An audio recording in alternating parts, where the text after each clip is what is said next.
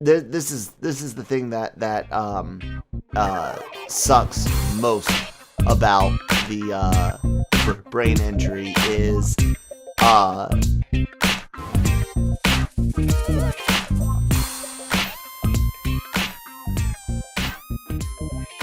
inconsistency, which you know me, and anybody that follows me on Twitter at that guy Malone knows I hate inconsistency, but I get inconsistent with my my memory, and I'll see something and I'll be like, okay, this is something I want to talk about. I want to mention it. We're gonna roll with it. It's on my mind, and then in the blink of an eye, it's gone, right? Yeah. And on the other side of that is I will be able to easily remember it, maintain it till I get to where I need said information and regurgitate it. And it is so freaking annoying when when you lose it and you just can't find it.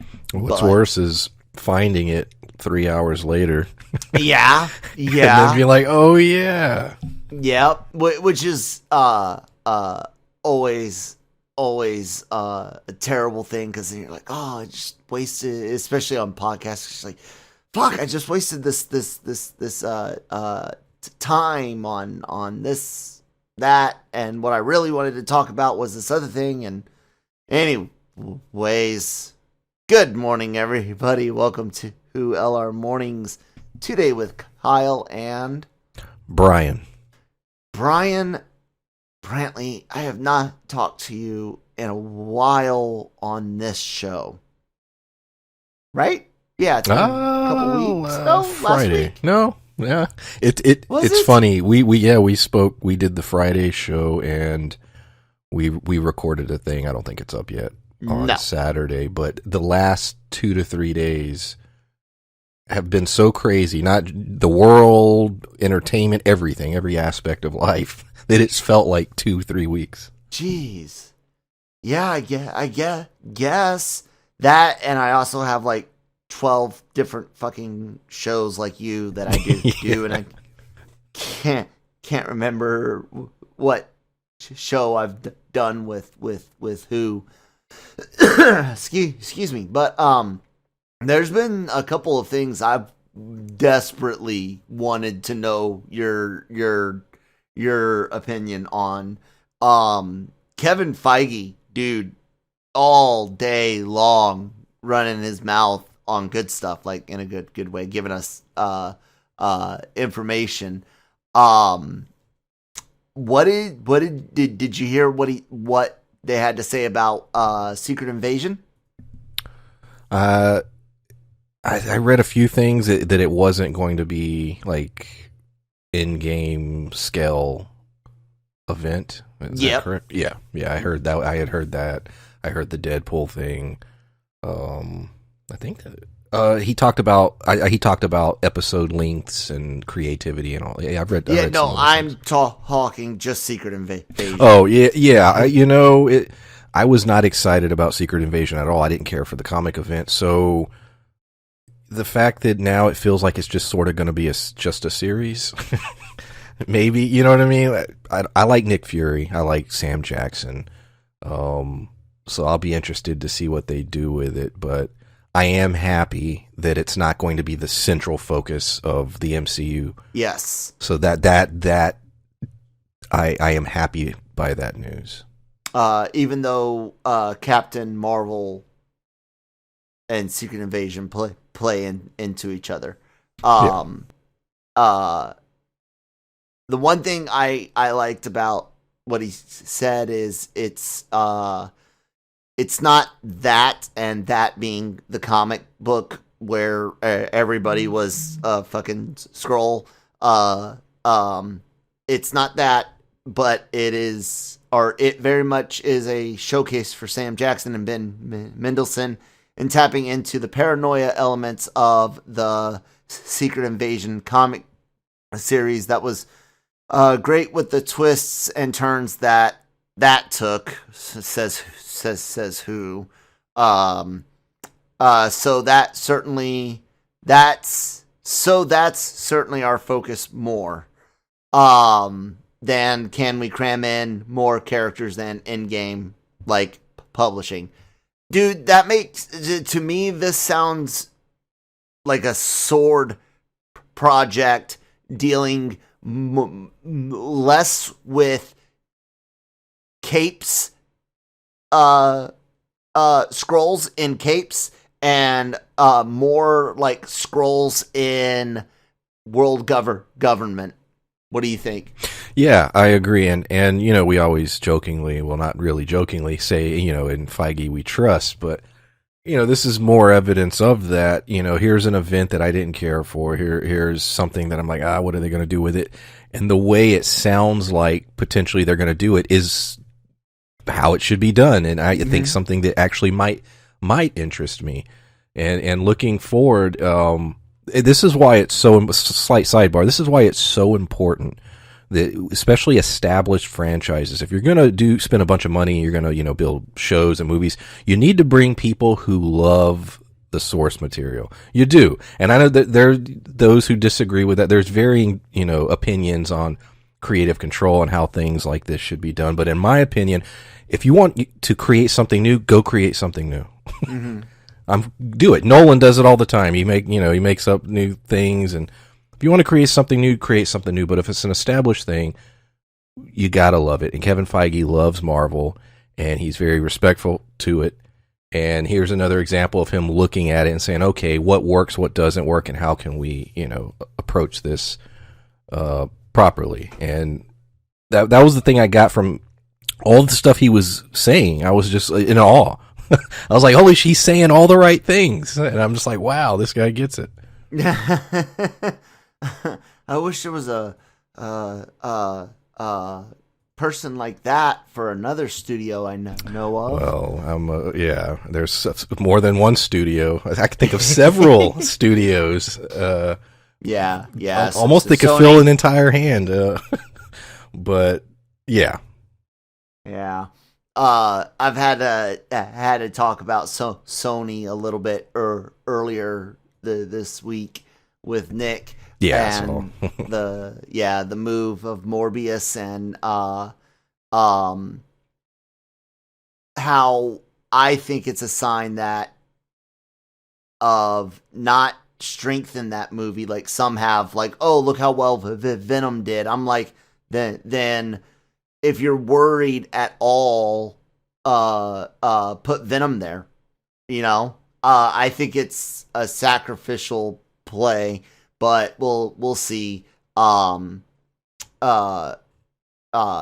it's Marvel. It's the year of fucking Marvel, dude. Like, yeah, we got some cool things to talk about on the Cantina for Star Wars, but I mean, everybody's excited about WandaVision. Everyone's excited about Falcon and Winter Soldier. We're getting, like you said, series run times, episode counts, which are up to change because look at WandaVision, you know. Fucking and even mentioned Star Wars. Kevin Feige, how involved are you in Star Wars going forward after your movie you're producing? Not at all. Like, boom, just he doesn't lie outright. He'll do the, oh, I can't say, or isn't it more fun to find out in the theater? You know, he plays the political game for spoilers. But when it comes to shit like that, if there were any talks of him doing anything additional Star Wars, he wouldn't have answered not at all, right? Yeah, I agree. That's what I took from that. Yeah. other than that, man, what Marvel juiciness has caught your eye the most? Everyone, you already covered it, so I don't want to spend a whole lot of time on it. But the Deadpool announcement I thought was significant. Yes, that's significant. It really is. We talked about it in the past, last year. We've talked about it for quite some time, and it is a big deal. And it shows yet again he understands. And I was so terrified that they weren't going to go with the R-rated route. And I didn't mind them, it was like, yes, you could make an edgy PG-13 and it still be decent, but that's just not what the franchise has been. And so for him to be like, he gets it. And, that was one of the bigger things that I was excited about.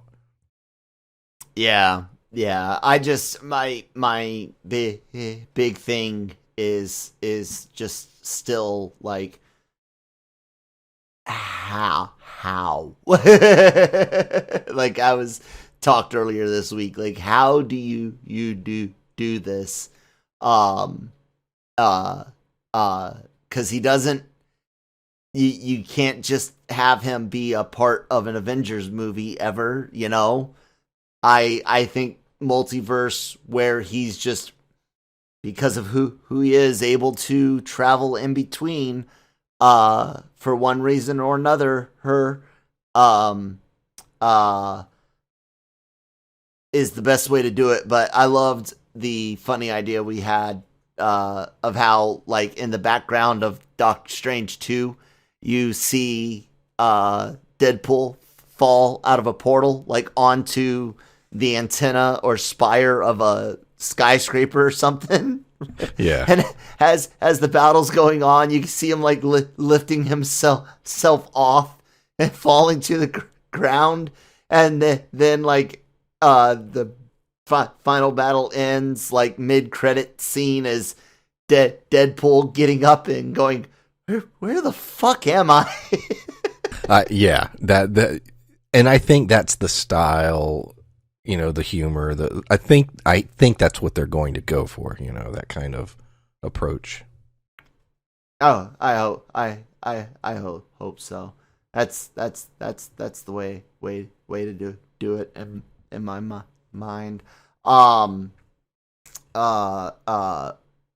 I said, everyone gearing up WandaVision, but my eyes are on what comes next, and that's Falcon and Winter Soldier, and which in the trailer looks so good, but it's got me the lack of information on, like, May doesn't seem that far away. Hey, and you look at Sony making decisions, Morbius and Bond and other movies on the move, and didn't Fast and Furious move or threaten to move again or some shit, and I don't know, man. I get nervous about how all of it's going to end up shaking loose in the end, because once you start this phase, you can't just stop it, man. And you can't skip around, right? I don't see how you could. Yeah, because my assumption is, this is just me guessing, Brian guessing, is that their plan is to barrel through the year. If you don't have enough screens, oh well, it's going to Disney Plus simultaneously. We're going to charge you $30 whatever, and that's just going to be what it is. I think that's what they're going to do. Mm-hmm. And they're not going to, they wouldn't announce it until right up to the last minute, because you're right. We're starting to sit back, and now all of a sudden it's looking like, all right, well, the first half of 2021, maybe even into the summer months, might not be viable for theaters. It might be fall, winter. Moves are being made, so yeah, I just don't see moving Black Widow again. I don't see it. No. I mean, the Warner Brothers already said, "Oh, wait, no, Dune. We're gonna push that one back out, and will be theaters only." But everything's subject to change. Like all of it is. Ooh, excuse me. Sticking with Marvel.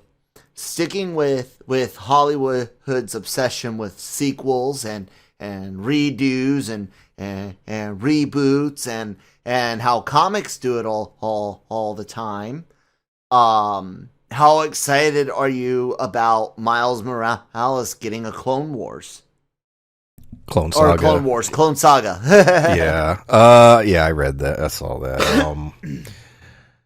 I don't care. I mean, I hate to say it. We get on here. I praise the MCU all the time. I think it's great, but when it comes to the comic books currently across the board, outside of a few Batman books, there's not much I'm looking at. I think both companies are just not where they need to be. They're just not. I don't know. I love the character of Miles Morales. I've been a fan since the beginning. I was checking out those first issues and the Ultimates. He's on the my Ultimates line pull for a while. Yeah. And I think it's a great character. I like the development. I like the film a lot. But now it's like, come on, guys, do something. You got this new character. He's popular. He's got a badass costume. Do something with him. Clone Saga is like, because I'm trying to think, okay, what are they gonna, I'm trying to think of the original and how they're gonna mimic it, or what they're gonna do, and I just don't care. I mean, at the end of the day, that's just a tag they can slap on the comic to try and boost sales. I mean, look, if it's a masterpiece and I'm wrong, so be it. But as of now, I just don't care. Oh, I can't blame you for that. It's the only reason I wanted to bring it up is because while we haven't really chewed through a fraction of all stories in the Marvel universe of comics to tell on screen, we've chewed through a lot of big moments in the comics. You know what I'm saying? The ones we care about. Yeah, you're right. Yeah, outside of a few. Yeah. And so I start wondering, are we going to start seeing more modern stories instead of just modern takes on classic stories? You know what I'm saying? Like, will we see an animated Spider-Verse Clone Saga for Miles Morales now that this comic book is coming out? I don't know. People look at the Clone Saga with it wasn't that popular when it, you know what I'm saying? It went for quite some time. It was a lengthy, and it, in hindsight, people have varying opinions of it now, but it wasn't super popular even when it happened. But I think you may be onto something. I could see, we've noticed lately certain elements in the comics sort of as almost a hint at what they may be doing elsewhere. So that is a storyline. We're essentially getting a Maximum Carnage thing at some point. It's coming. We're already getting a Carnage movie, so they're going that route. You're right. The Clone Saga is one of the most known Spider-Man stories, so I could see that on the screen at some point. And the question is, oh my God! What? Did you read something? No. Just I just thought of something terrible. Okay. What if they combine combine multiverse and clone saga, and the universe is seeded, the multiverse is seeded with Spider-Man clones, or Spider-Man. What if they did that in Homecoming 3? And it does turn out Peter Parker's been Riley all along. Anything's possible. I mean, I hope they don't do that. Please, I'm more. I'll tell you what I'm really curious about is whenever they do bring the X-Men in, however they do it. They've already burned through several storylines there, but there are still a handful that they didn't, and a few characters that they never really messed with. So there is potential there, but some of those stories are massive. That's why the X line was such a big deal. Is they were big epic storylines that affected everyone. So I am curious if that's another reason they're sort of sitting back, because when they do bring the X-Men in, it's going to be sort of, some of the storylines could be, in-game scale storytelling, and maybe they're holding back for that reason. Just a thought. I don't know. Maybe.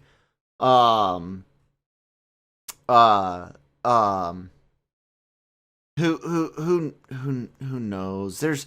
It's literally limitless possibilities, which is good in a lot of ways, and then scary in other ways.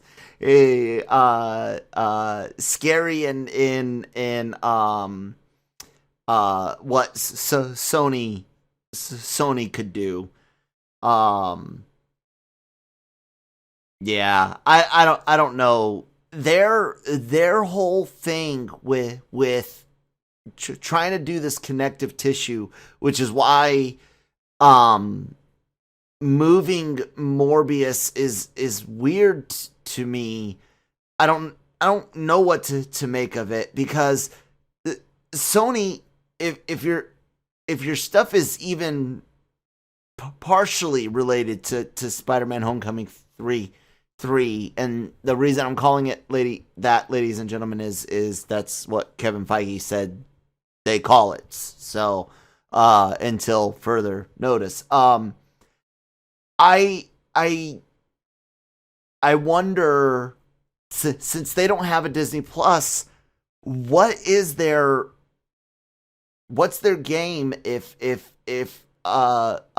theaters don't open back up, but they've got connective tissue? Or does the fact we're not seeing or hearing talks of deals being made to distribute on a streaming service just in case, like Universal sold some movies to Amazon and stuff, is that a sign that the connective tissue isn't a lot? It's got to be one or the other, or it's going to be a mess. It either has to be where, like you said, the movie really stands alone and it's not really that connected outside of a few references, or you're right, and they got time to work out some deals if they have to go the streaming route. The smart thing would be to call Disney and hammer it out through them, in my opinion, but who knows. But yeah, Morbius is becoming more and more of a oddity with the comic book films. I don't know what it is. What is its purpose? What does it do? And you're right, this move did make me scratch my head a little bit. And is it important? Is it not important? Why did it get greenlit in the first place? We saw Vulture. Like, what the hell is that about? Spider-Man wanted poster. We saw, I don't know. Multiverse, who knows? I mean, but people will be like, "Oh, but that's the Homecoming Vulture," and I'm like, yeah, and we saw in the multiverse, the Avengers all ran into themselves, so people can look the same, but be different, Yeah, we'll have to see what shakes out of it. I don't know if I want to. I don't know if I want to bring this up.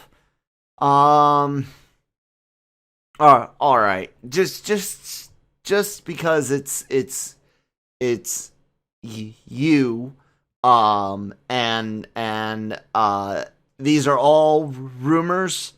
They come from Rickman's Patreon.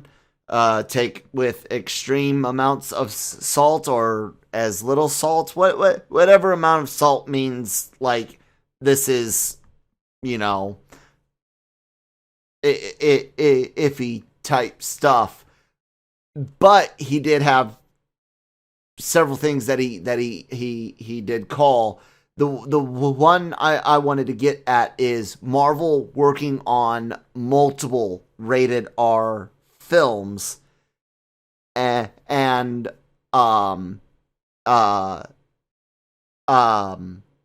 what do you think those would be, considering it seemed, maybe I might be wrong, but I think Feige said Blade would be PG-13. I would say the fact that they've made the decision now and they're like, "You look, Deadpool's going to be an R-rated film." To me, that opened the door to say, "Okay, we can start having R-rated films." Like you said, I'm very interested to see how these films are, reference and dance around the MCU, because those are all, geared towards families. So that's going to be interesting. But Blade to me is possibility. I think a Daredevil maybe. I don't see how Punisher works in this world, but maybe something like that. Not a movie. PK, put them. Do the grown up TV show thing, please. Keep it going. Ghost Rider. I mean, there's a couple characters that if you could go R, and it wouldn't it would make sense to do so. But I think my guess is they're going to be real careful about it. And Deadpool. To me, Daredevil. To me, that's one that I agree. Daredevil story. Bring it back to X-Men. You had mentioned before about some of the X-Men stories being done. I think because of Feige's comments, while they were kind of iffy, I think they mean that we're not getting any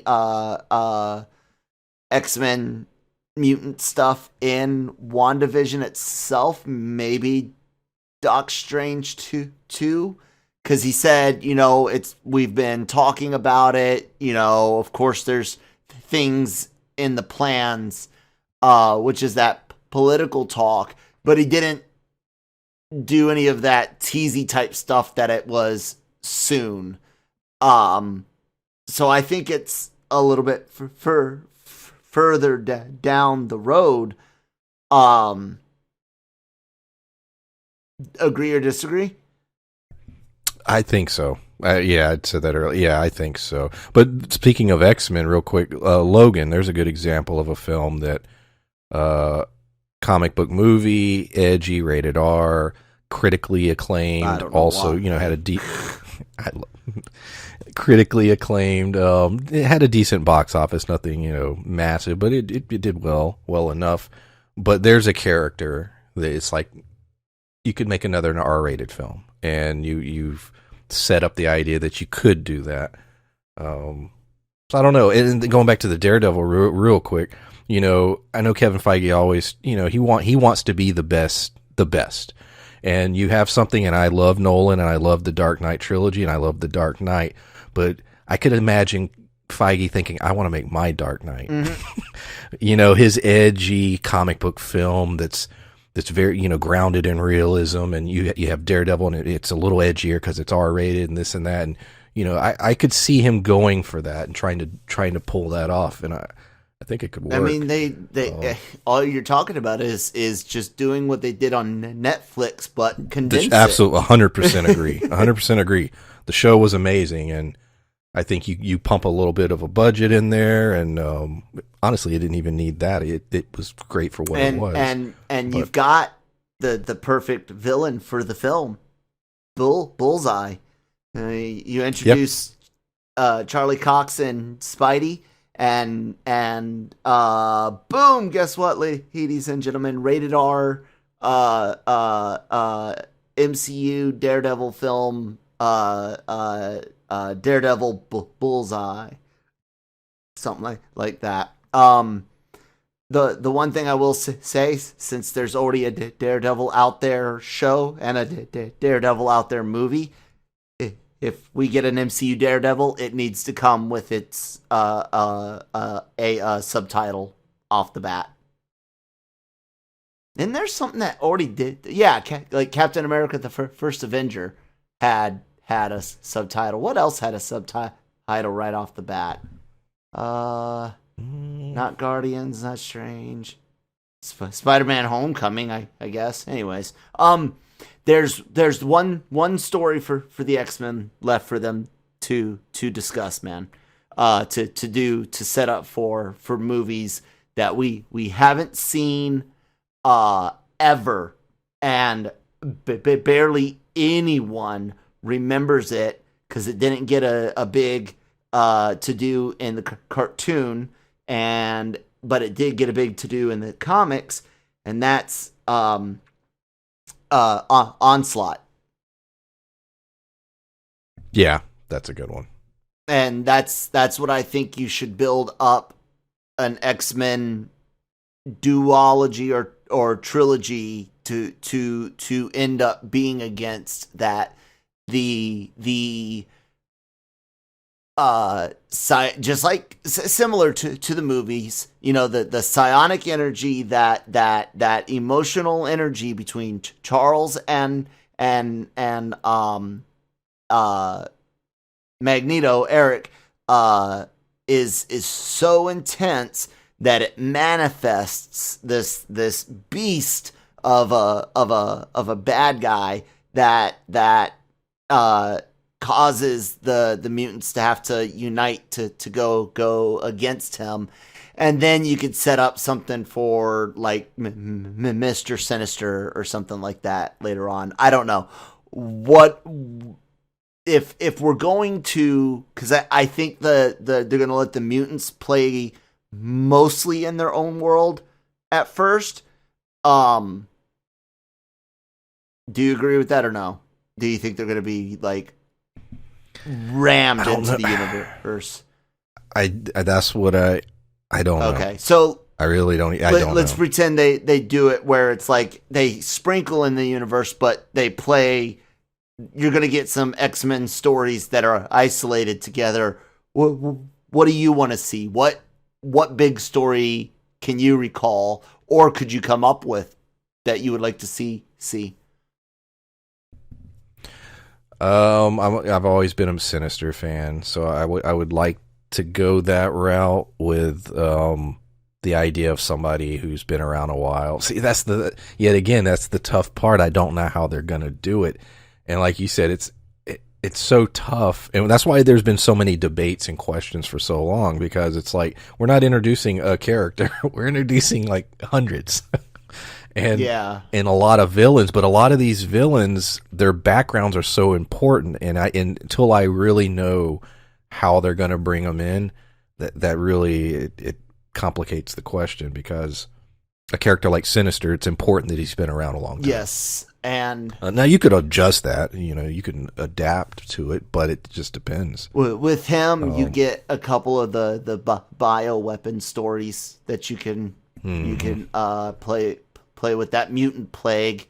I remember that arc for a while. I'll tell you another story. Honestly, oh my God, Brian, shit! I almost wish like stop, reset.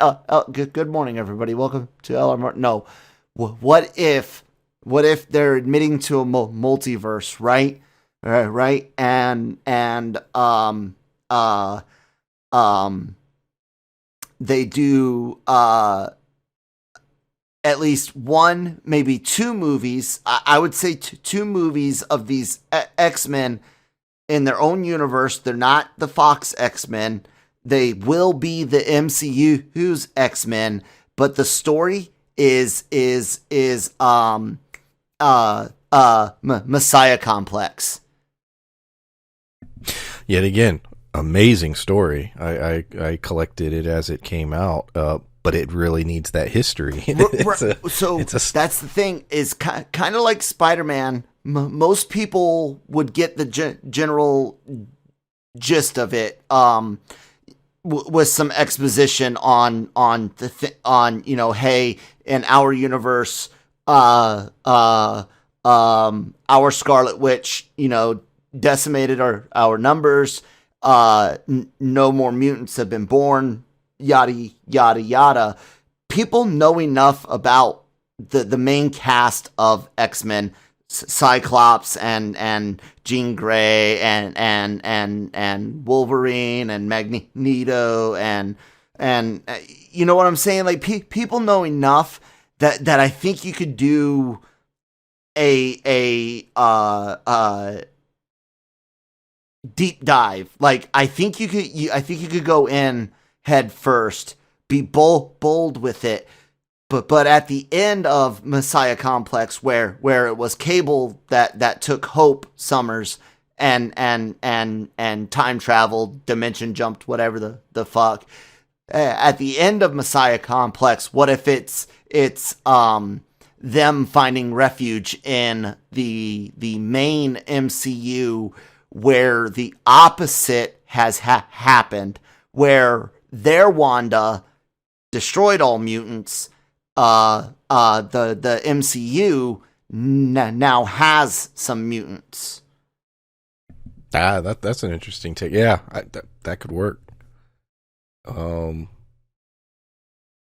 Cable is a character that it's easy to work him in, just because he jumps, like you said, the time travel and all that, and we're already establishing multiverses and time travel and everything. So that very well could be one of the ways they do this.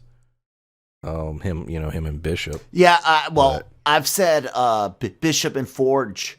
I said another idea for X-Men I had dealt with the whole refugee status, basically, where they're being hunted and exterminated by the Sentinels on their Earth, and Forge and Bishop. It could be Forge and Cable. It could be Forge, Bishop, and Cable. It could be any combination of those guys, really. But they're the ones that basically are searching. They're sending teams of X-Men searching for a good place for them.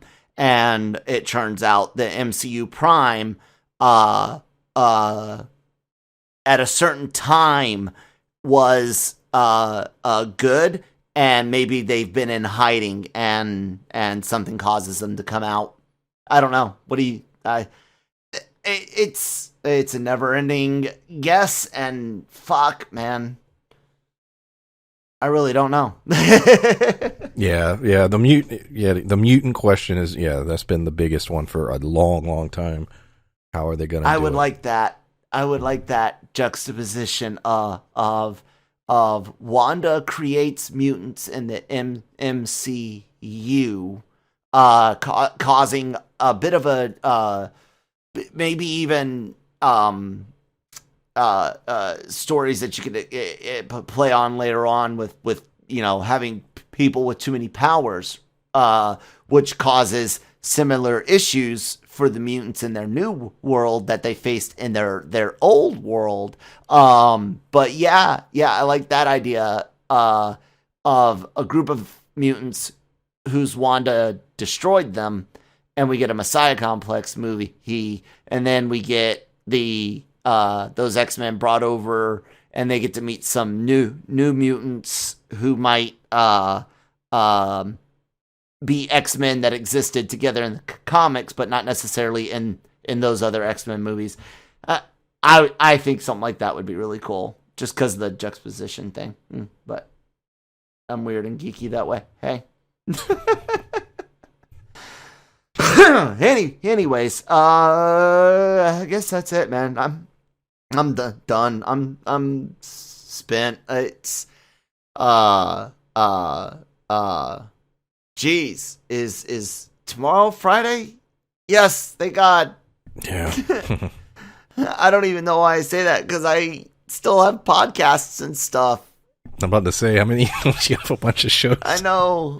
Come yeah, on. so do you. So do you. I know. I'm recording right after this, as a matter of fact.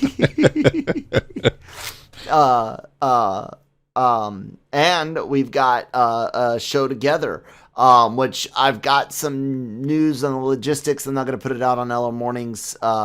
It'll be on the website as necessary, but the new LRM Anime-Versal, kind of like Universal, Anime-Versal Reviews Podcast, starting with Dr. Stone, is up by the time you guys are listening to this, and we're going to be covering Dr. Stone, the Stone Wars, as well as a new Marvel show on Mondays, where Nick and I are going to be covering WandaVision. So yeah, there's a lot of reasons to be subscribed to both our YouTube channel and our podcast network.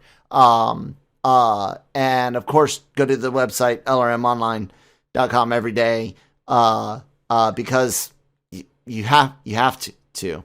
Yeah. Brian, talk about yourself for a minute. You can find me on YouTube. The channel is Pulp Mythos, PULPMYTHOS. It's one word. And currently doing 30 Coins, The Stand, Big Sky. I just added a whole bunch of other stuff. Check it out. Righty then. You guys can find me at that Kyle Malone on Twitter, at that one. That's the number one, at that one Kyle Malone on Instagram, where I actually do post adorable pictures of my orange creamsicle kitty in boxes, and then also awesome geek stuff I get, like the custom Leslie Vernon Funko Pop I got from my cousin. So yeah, do that, and we will talk to you tomorrow.